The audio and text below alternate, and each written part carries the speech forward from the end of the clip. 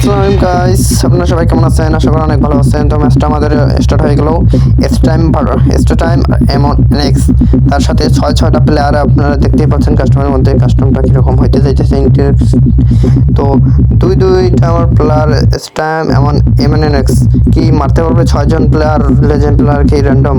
তো দেখা যাক ম্যাচের ফলাফল আমাদের কি আসে।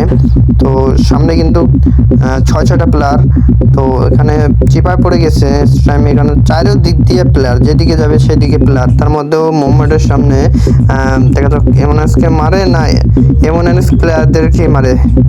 তো সেটা নাইস বলতে না বলতে একটা প্লেয়ার ডাউন হয়ে গেছে। সামনে আরো 5টা প্লেয়ার আছে। ভাই একটাকে একটু ড্যামেজ দিয়ে দিয়েছে শটগানে, কিন্তু কনফার্ম করতে পারে নাই।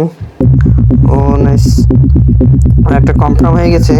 তো সামনে কিন্তু আরো প্লেয়ার আছে, দেখা যাচ্ছে ওর ভাই কি ফাইট চলতেছে। তার মধ্যে ঐতিহাসিক মুভমেন্টের সামনে একটা প্লেয়ার ডাউন করলো। একটা প্লেয়ার জোনে আছে, দেখা যাচ্ছে ও বেরোতে পারে নাকি না পারে। ভাই জোনে কিন্তু আটকাই গেছে, দেখা যাক তার মধ্যে ও নাই এমন এসে মাইরা দিয়ে দিয়েছে।